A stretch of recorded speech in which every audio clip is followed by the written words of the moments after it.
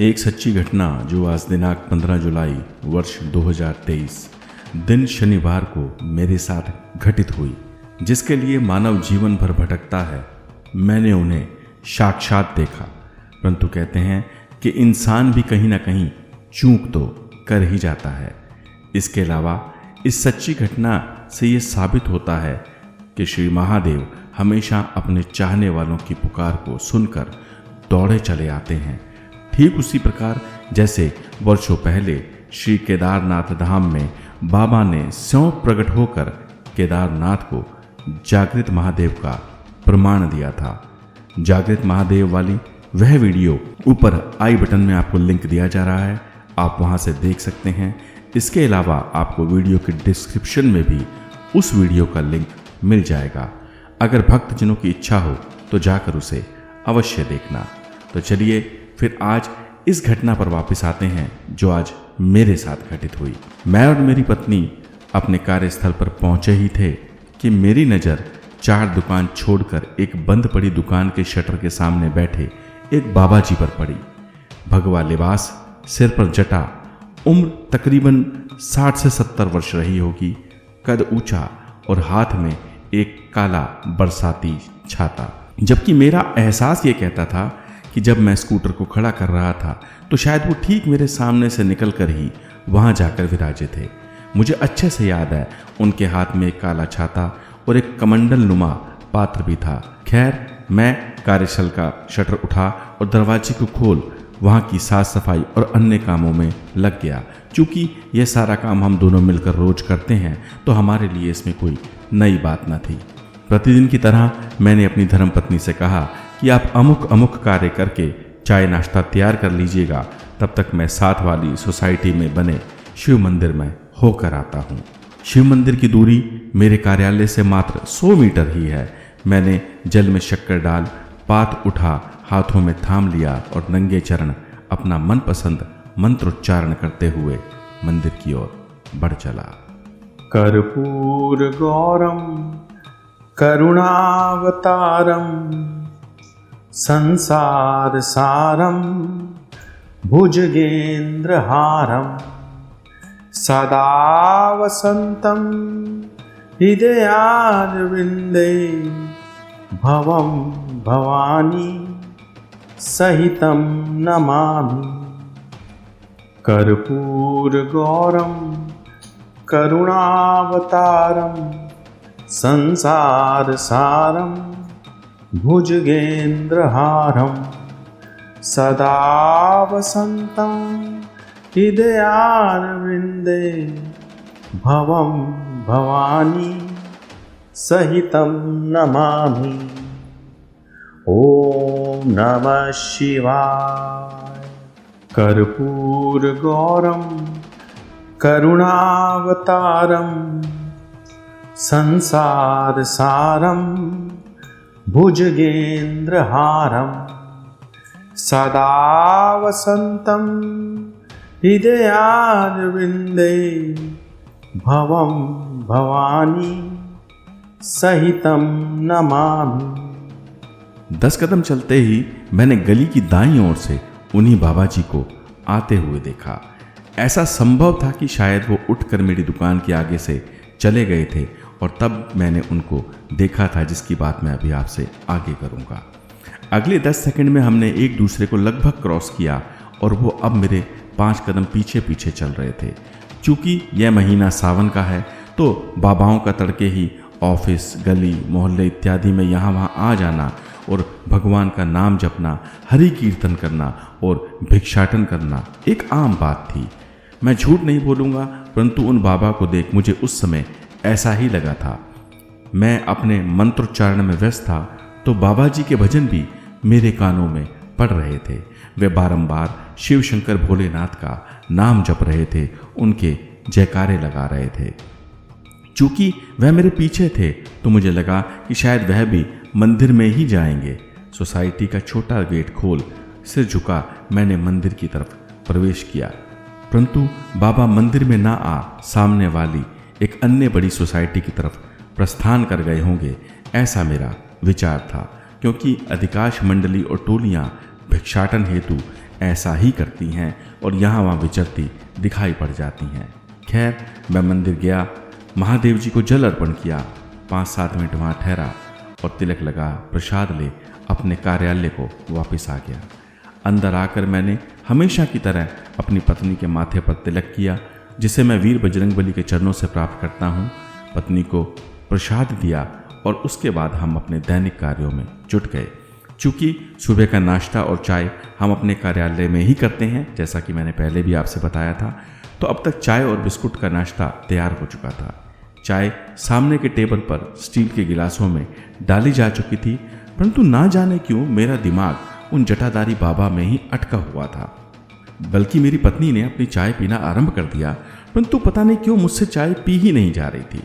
इससे पहले कि मैं चाय पीना आरंभ करता, सहसा ही मुझे वह बाबा अपनी दुकान के सामने से वापसी की ओर जाते दिखाई पड़े।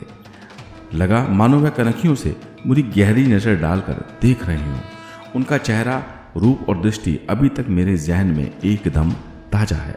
उनकी नज़रें बहुत गहरी थी और वो लगभग मुझे ही देख रहे थे। यहाँ मैं आपको स्पष्ट कर दूं कि मैंने उक्त अज्ञात बाबा जी को सुबह कार्यालय आने से पहले से लेकर अभी तक मात्र सिर्फ 4 बार ही देखा था। पहल मुझे मार्ग को लांग बंद दुकान के सामने वो मुझे बैठे दिखाई दिए थे। दूसरी बार तब जब मैं कार्यालय के बाहर अपने सामान को सजा रहा था, तभी मैंने बाबा जी को सामने से सोसाइटी अथवा मंदिर की तरफ जाते देखा था।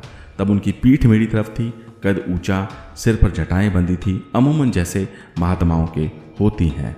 तीसरी बार तब जब मैंने उन्हें मंदिर जाते वक्त गली से निकलते हुए और भजन गाते देखा था, तब वह लगभग मेरे पीछे ही चल पड़े थे। और चौथी बार अब जब वह मेरी दुकान के सामने से निकलकर वापस हुए थे, परंतु इस बार वह शर्तिया रूप से दुकान के अंदर ही देख रहे थे, ऐसा मेरा पूर्ण विश्वास है। तो इस तरह वो सामने से क्या गुजरे, उन्हें देखकर मेरे मन में सवालों के अंबार खड़े हो गए कि अगर बाबा भिक्षुक हैं तो फिर उन्होंने भिक्षा क्यों नहीं मांगी, अथवा वह मेरी दुकान पर भी क्यों नहीं पधारे, क्योंकि इतनी सुबह अगर वह भिक्षाटन लेने ही आए थे तो फिर उन्होंने वहां बसे तकरीबन 100 से अधिक घरों को छोड़ क्यों दिया, तथा वह इतनी जल्दी वापस क्यों हो लिए, जबकि वह तो एकदम अकेले थे। 5 सेकंड सोच मैंने ये फैसला लिया कि क्यों ना बाबा जी को चाय अर्पण की जाए। मैं तेज कदमों से बाहर आ निकला, देखा तो वहां दूर दूर तक कोई ना था। चूंकि अभी संपूर्ण मार्केट खुली भी नहीं थी, तो ऐसा हो नहीं सकता कि इतनी भीड़ भाड़ हो और इंसान नजर ना आए, क्योंकि उस समय मेरे बाहर सामने मार्केट में और रोड के ऊपर गिनती के 3 या 4 लोग थे। अब मुझे इतने से भी शांति नहीं पड़ी, तो मैंने पुनः 2-3 बार जाकर बाहर का मुआयना किया, कहीं ऐसा ना हो कि बाबा कहीं दूर जाकर बैठ गए हों। परंतु मेरा आश्चर्य, वहाँ दूर दूर तक कोई ना था। और आपको ये बात मैं यहाँ क्लियर कर दूँ कि अपने उस कार्यालय के बाहर से जहाँ तक मेरी दृष्टि जाती है, वहाँ तक सब कुछ स्पष्ट और साफ दिखाई देता है। बाहर मैदान है, पार्किंग है, सारा खुला स्थान है। ऐसा नहीं है कि गलियाँ हैं, कोई इधर मुड़ गया होगा, उधर मुड़ गया होगा, ऐसा नहीं है बिल्कुल भी। तो ये मेरे लिए बड़ी ताज्जुब वाली बात थी। मुझे ऐसा करते देख मेरी पत्नी ने मुझे टोका कि जी आप बारंबार ये जाकर क्या देख रहे हैं और चाय क्यों नहीं पीते। जिस पर मैंने पत्नी को सारी बात बताई और कहा कि सोचता हूँ क्यों ना चाय बाबा को अर्पण कर दूं। जिसे सुनकर मेरी पत्नी ने जो कहा वो तो और भी चौंकाने वाला था। उनके मुताबिक उन्होंने किसी भी बाबा को दुकान के बाहर बैठे अथवा उठकर जाते अथवा भजन करते नहीं देखा था। उन्होंने कहा कि अगर कोई बाबा अथवा संत होते तो वह दुकानों अथवा निकट के भवनों से भिक्षाटन अवश्य करते। हम दोनों की लगभग बहस हो चली थी। मैंने शुरू से लेकर आरंभ तक सारी बात पत्नी को दोबारा कह सुनाई, जिस पर उनका दावा ये था कि उन्होंने किसी को भी दुकान के बाहर अथवा यहाँ वहाँ बैठे नहीं देखा था। तो यहाँ बात ये ताज्जुब वाली थी कि हम दोनों इकट्ठे अपनी एक्टिवा से उतरे थे। सामने ही मैंने एक्टिवा पार्क की। जब तक कार्यालय नहीं खुला मेरी पत्नी वहीं खड़ी थी, लेकिन ताज्जुब था उन्होंने उन बाबा को नहीं देखा। अब ये बड़ा प्रश्न था, क्या वो बाबा मेरे लिए आए थे या मुझे ही नजर आ रहे थे। परंतु ये मैं कैसे मान लूं, क्योंकि मैंने खुद बाबा को एक नहीं बल्कि 4 बार, वो भी करीब से और दूर से बारंबार देखा था। परंतु अब समस्या ये थी कि बाबा जी तो छोड़ो, वहां तो बाबा का नामो निशान ना था। गहरी मंत्रणा और सोच विचार के बाद यह निर्णय हुआ कि वो देवों के देव महादेव का रूप ले वो खुद ही यहाँ पधारे थे और विचर रहे थे और बाबा ने मुझे दर्शन दिए थे। ये शिवरात्रि का दिन था। मंदिर के बाहर मिलना, मेरा जन्म धन्य हुआ। मैं बाबा की उस छवि को पाकर बहुत प्रसन्न हूँ और अभी तक वह छवि मेरी आंखों के सामने है। यहाँ एक सीक्रेट और भी है जो मेरी पत्नी को मालूम नहीं था कि आज कार्यालय आने से पहले मैं कुछ मिनटों के लिए महादेव के ध्यान में मगन था। यानी जब मैं घर पर था, यूँ कहूँ कि बाबा से मेरी अरदास और विनती जोरों पर थी, जिसके फलस्वरूप संभव है कि बाबा ने स्वयं प्रकट हो महात्मा रूप में मुझे दर्शन दिए होंगे, जिसमें सबसे अहम गवाही मेरी धर्म पत्नी की है, जिनके अनुसार उन्होंने वहाँ किसी को नहीं देखा, जबकि मैंने वहाँ बाबा को देखा, महसूस किया और बारंबार देखा। इसके अलावा मेरे द्वारा लिखा गया यह संपूर्ण वृत्तांत और बताया गई यह घटना 100% सत्य और सही है, जिसका साक्ष्य मैं खुद हूँ। खैर, बाकी सब कुछ तो ठीक रहा, परंतु मैं अपने प्यारे भोलेनाथ को, चाहे वो किसी भी रूप में थे, चाय अर्पण ना कर पाया और संभवतः उन्हें पहचानने में भूल कर बैठा, जिसके लिए मैं महादेव से क्षमा मांगता हूँ और उनका मैं कृपा पात्र हूँ। उनकी मैं दया दृष्टि में हूँ कि उन्होंने मुझ पर दया करी और मैं बहुत प्रसन्न हूँ। आशा करता हूँ कि आपने भी कभी ना कभी अपने जीवन में बाबा की शक्ति और चमत्कारों को अनुभव तो अवश्य किया होगा। संभव हो तो अपने विचारों अथवा कहानी को मुझसे साझा करें अथवा ईमेल द्वारा बताएं, जिसे मैं अपने इस मंच द्वारा समाज से साझा करने का प्रयत्न करूँगा। और बस यही कहना चाहूँगा कि हर हर महादेव, आपका कल्याण हो। समापन से पहले महादेव की कुछ शिक्षाएं और अन्य बातें जिनके बारे में हमें जानना जरूरी है। लोग अक्सर अपने चेहरों को साफ रखते हैं, जिस पर दुनिया की नज़र होती है, परंतु अपने दिल और कर्मों को वह कभी साफ नहीं रखते, जिस पर मेरे देवों के देव महादेव की नज़र होती है। महाकाल समझाते हैं, बात अगर आपकी अच्छाई की हो तो फिर सभी को सांप सूंघ जाता है, और जब बात आपकी बुराई की हो तब तो गूंगे भी बोलने लगते हैं। झूठे इंसान की बातें शहद में चुपड़ी और मीठी होती हैं, जबकि सच्चे इंसान की बातें तीखी और जहर के समान कड़वी होती हैं। आदतन लोग कड़वा छोड़कर मीठे की ओर भागते हैं, जबकि अंत में उन्हें कड़वा करेला ही खाना पड़ता है। इसलिए जीवन में हमेशा सजग रहें और दुनिया की चिकनी चुपड़ी बातों पर आने से बचें। बुद्धि सभी के पास होती है, इंसान को चालाकी करनी है अथवा ईमानदारी, ये तो उसके संस्कारों, शिक्षा और मूलभूत स्वभाव पर निर्भर करता है। जो व्यक्ति सीधी, स्पष्ट और साफ बात करता है, उसकी वाणी हमेशा तीव्र और कठोर ही होती है, परंतु ऐसा व्यक्ति जीवन में किसी भी मनुष्य, यहाँ तक कि जानवर को भी धोखा नहीं देता। महादेव कहते हैं, इंसान हमेशा अपने भाग्य को ही कोसता है, ये जानते हुए भी कि भाग्य से कहीं ऊंचा वो कर्म है, वो कर्म जो स्वयं उसके हाथों में है। इंसान चाहे कितना भी अमीर क्यों ना हो जाए, वह दुख को बेच तथा सुख को खरीद नहीं सकता, क्योंकि ये वो दौलत है जिसे सुकर्मों, बेहतर चरित्र और पुण्यों से कमाया जाता है। इस संसार से कोई उम्मीद मत रखना, परंतु महादेव से हमेशा आस रखना, क्योंकि अगर तुम्हारे कर्म मजबूत हैं तो फिर दुनिया की कोई भी ताकत तुम्हें हिला नहीं सकती, और देवों के देव महादेव विभिन्न रूपों में हमेशा आपके साथ आकर खड़े होंगे, लगभग कुछ उसी तरह से जैसे आज बाबा ने मुझे दर्शन दिए।